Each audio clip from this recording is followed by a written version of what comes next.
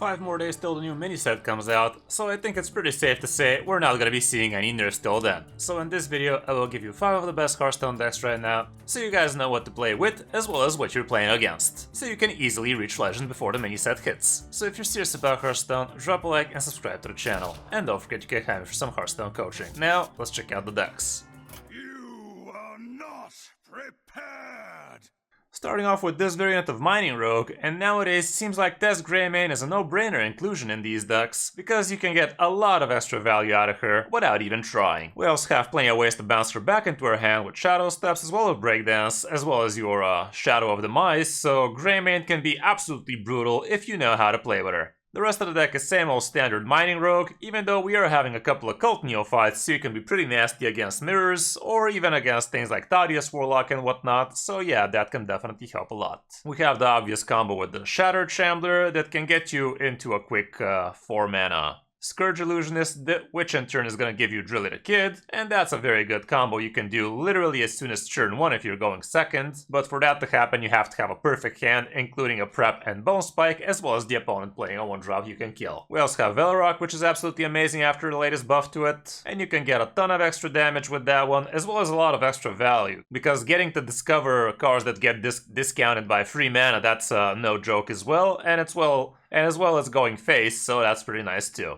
We have Astalor as a separate game plan, we have Queen Ashara that can also be nutty, Krakatoa helps a lot, and like I said, Tess Graham can just take you over the top. Flint Firearm can also be pretty nice, especially if you have a bunch of mana to play with him. Matchup wise, here's what the stats show from Diamond to Legend, and Dragon Druid is gonna be inherently not an amazing matchup for you, but it's definitely very winnable as well, so you got that going for you, and everything else looks pretty good too. As for the mulligan, we're gonna have to use a list that doesn't run Tess Greymane because this has a little bit less sample size, so there's that, but you can still get a pretty good idea. You're obviously not keeping Tess. But yeah, here's what it looks like going first. Velorock's always amazing, Scourge Illusionist, Shattered Shambler, the weapon is not bad, Kajomite. Flint is kinda not a bad thing to be holding on to, but you're probably not really gonna benefit too much out of it, especially going first because you're going to be working with a lot less mana. Queen Ashara is also something you can think about, even though going first it's a lot harder to actually hold on to her, and you can see both of these cards have pretty low kept rate, so there's that. Cobalt Miner can be great, and Prep can also be situationally great, even though again not many people hold on to it. As for On the Coin, again we have the top 3 sitting at the same. Queen Ashara here becomes a lot more keepable, like I do believe this percent should be a lot higher there. Because you literally could drop this as soon as turn 4 and drop a Colossal as soon as turn 5, so that can be nutty. You can also consider Shadow of Demise. You can literally just double coin like that and even play Queen Ashara as soon as turn 3 like that, which can be brutal. But yeah, all around the situation is pretty similar, so mulligan accordingly. For other good rogue decks right now, it's basically just Mining Rogues as well as Mech Rogues, which are also doing quite fine, and this is the scammy variant with Neptulon and whatnot, but yeah, it's mostly Mining Rogues with a little bit of Mech Rogues sprinkled. On the number 2 spot, we still have Dragon Druid doing amazingly well, and this list I still kinda don't like having way too many big dragons at the end. Like, you really want the consistency of getting Dragon Golem at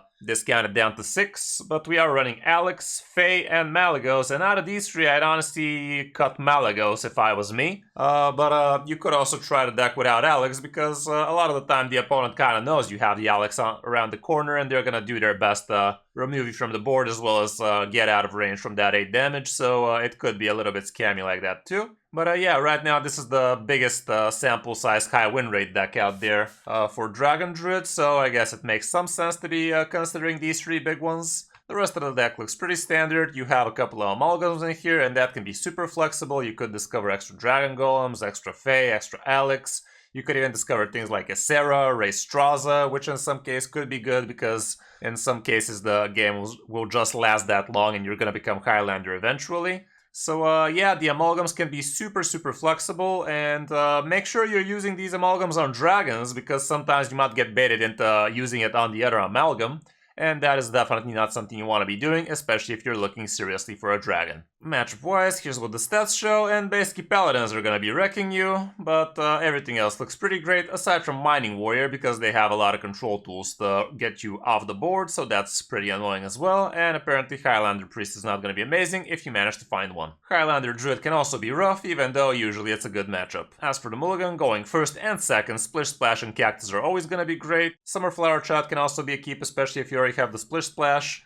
Same can be said for Desert Nest Matron, same can be said for Take to the Skies, but basically if you don't have the Splish Splash, usually you kind of want to be hard mulliganing. Like, the only cards I'd really hard keep would be Splish Splash and Cactus, and if I already have one of those, I could consider some of the others. As for Win on the Coin, again, it's pretty much the same thing. You're definitely not going to be holding on to Fae, if you ask me. Cactus is still great. Dragon, I wouldn't really keep Dragon Golem ever. Like, you're just gonna want to top deck it naturally through the help of Summer Flower Child or through the help of Take to the Skies later, so wouldn't really be holding on to this early unless, like, I don't know, I don't think I'd ever hold on to this, honestly. And also, don't get baited into holding Asheron Gardens. It's not the worst thing in the world to do on turn 1, but it's definitely not something you're going to be holding on to in your mulligan.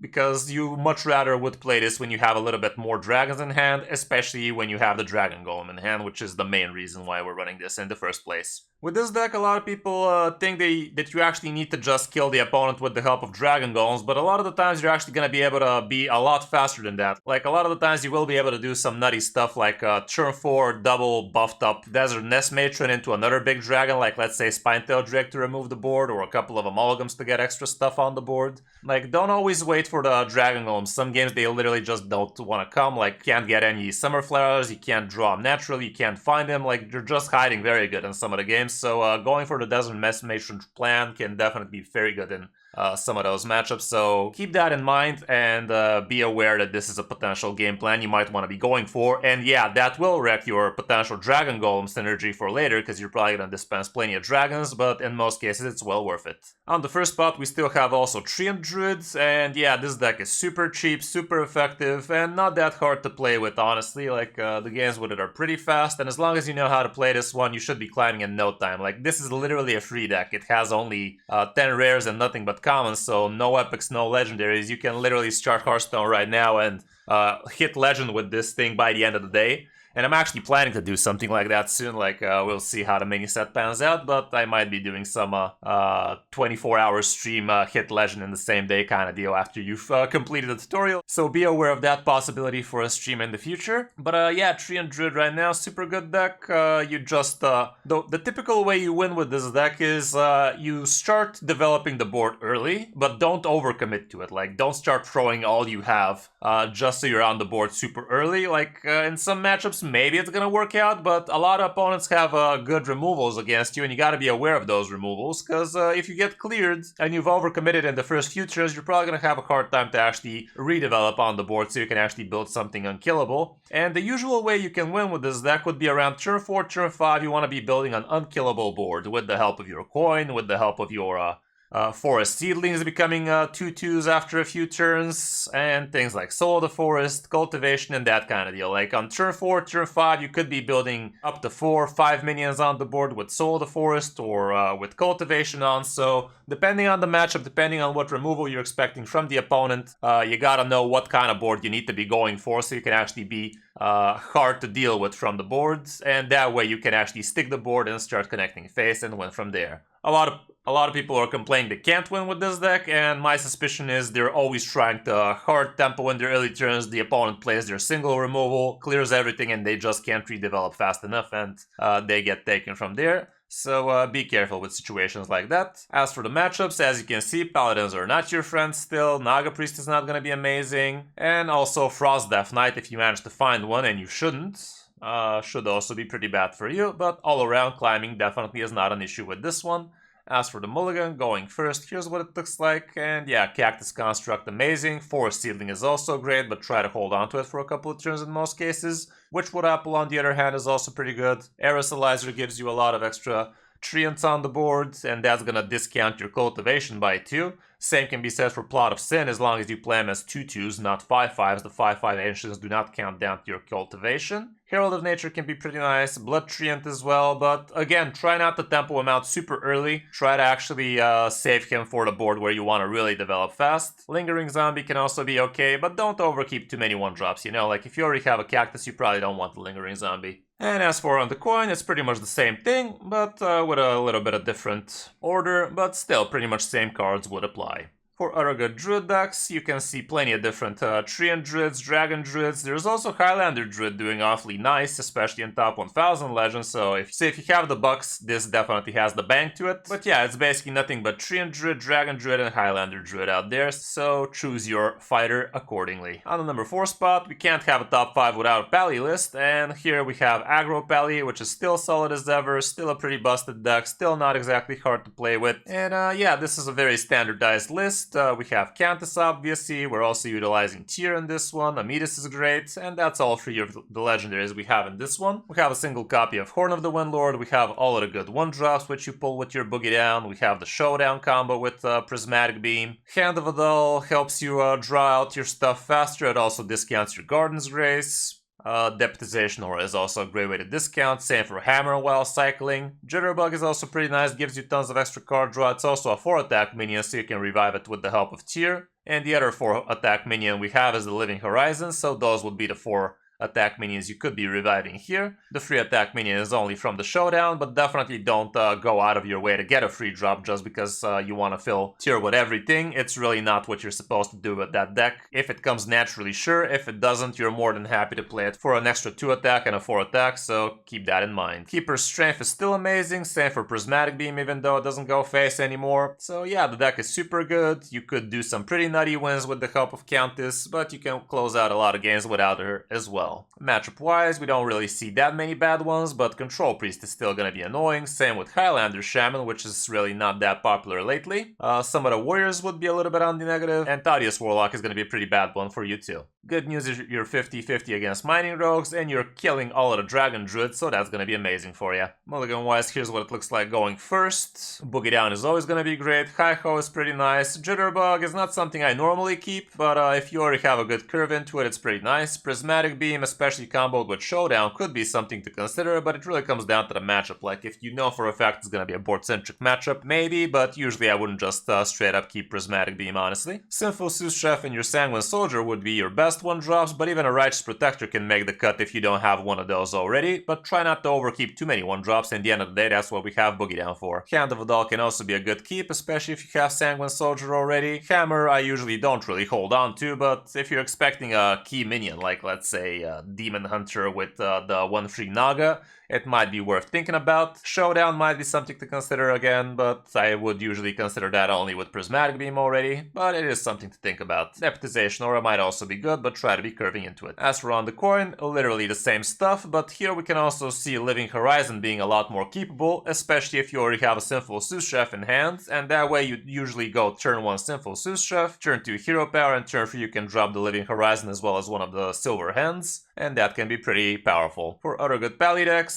we also have Irvin Pally doing quite well. There's this weird aggro Death Rattle Pally with eggs and whatnot. This is the list I show you, with a pretty good sample size and win rate to go with it. But yeah, Highlander Pally is still out there, nothing to write home about, sitting at 55, so these would be your best bets. And on the last spot, we actually have a surprising inclusion in here. Rainbow Death Knight actually has 61% win rate for the last 3 days, with almost 1,000 games, so that's actually kind of a good sample size. And yeah, take this with a grain of salt. Like, I don't know how this happened. Like, last time we checked, this deck was kind of ass, but apparently it's actually kind of picking up right now, and one of the reasons is it's actually good against Mining Rogue, so there's that too. We don't have that much stats for it, but just enough to get a good idea of what you might be doing with this one. So yeah, let's go over it real quick. It has all of the good early game minions with Arms Dealer and Tour Guide. Gold Banner helps you with the card draw, same with Loot Hoarder. Plague Track is kinda cool for you to control the board nice and early. Acolyte of Death gives you a lot of card draw, and God knows you're gonna want a lot of card draw here because it's gonna be important for you to find the Climatic Necrotic Explosion. Chill Fallen Baron also draws you a ton. Crop Rotation is pretty good in here because it's an excellent control tool. It can get buffed with the help of Arms Dealer or even with the help of Sickly Grimwalker, and that's actually an insane combo for you, like literally turn 6 kill a very big tall board for the opponent. Malignant Horror is in here as well, so it can spend some of those hard-earned corpses. Maw and Paw obviously on here as well. Murlocula for some extra life steal on the board for free.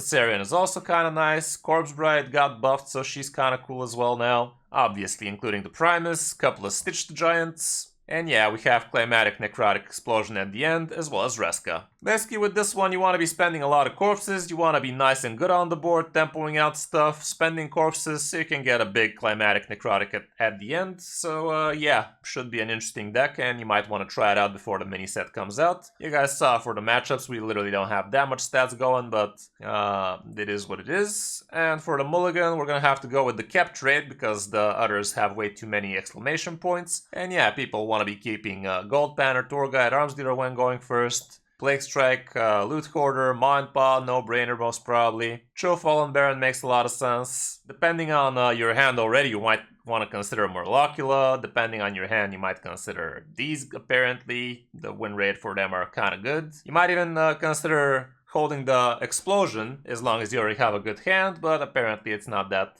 keepable by many, even though the win rate kind of shows otherwise. But again, if you have exclamation point, it means the stats are a little bit muddy.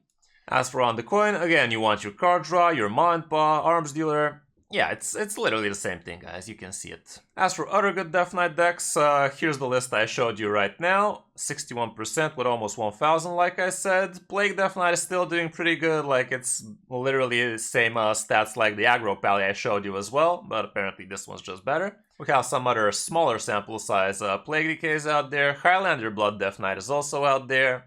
But that's about it for Death Knights right now, like the other lists are just not as amazing. For the classes we haven't mentioned, starting off with Demon Hunter, we still have only Aggro Demon Hunter to rely on for the class, and that's barely, honestly. Like, you gotta be really good to make this deck work right now, and you could see it from top 1000 Legend a lot more often than in Diamond to Legend, and the reason is people actually know how to play on those ranks, so there's that too. For Hunter, Hound Hunter apparently is the best performer with a very small sample size, however. There's also another variation of the list with a bigger sample size. It's actually having respectable win rate. Personally, I kind of don't like the deck as much nowadays. It feels a little bit too fair now. But yeah, if you want to slap some Hunter action, this Highlander list looks decent enough with 2600 games. We also have Arcane Hunter sitting at 55.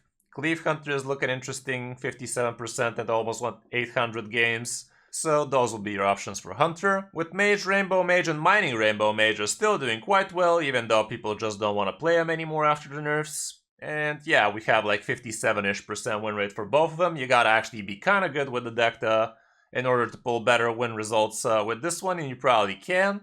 So if you're up to the challenge, Rainbow Mage is still definitely up there. Secret Mage apparently is also playable. Elemental Mage is also somewhat playable, but they're nowhere near as good as the other lists I showed you. Here's what it looks like for Priest. Naga Priest is at the top, small sample size however. Same for Automation Priest. Control Priest is also up there. The first big sample size is at 55, again for Automation Priest. So yeah, apparently right now Automation Priest is the most popular and best performing deck, even though Control Priest is also quite up there right now. For Shaman, Nature Shaman is doing quite well, and you gotta be really skilled with this one to make it go crazy. Like, you could have some very serious win rate with this deck as long as you know how to play it, but it's very untraditional Hearthstone kind of deal, so there's that too. Highlander Shaman is also pretty up there, but nowhere near what it used to be. And Totem Shaman is just not as amazing as it used to be as well. As for Warlock, we have Sludge Warlock doing respectably well, and this is the variant with Imp King Rafam. It was definitely a pretty fun deck when I played it, but it can also feel pretty clunky, so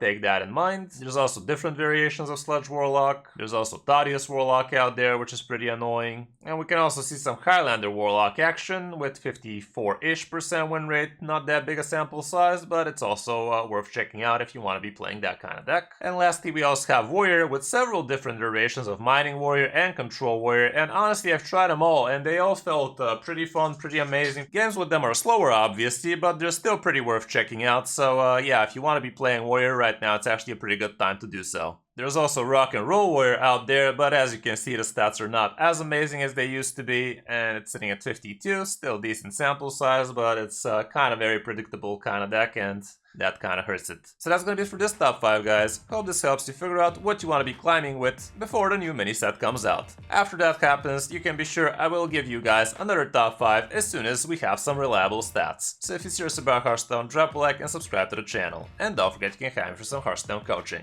Thanks for watching, I'm Kris05, and I'll see you in my next video or stream.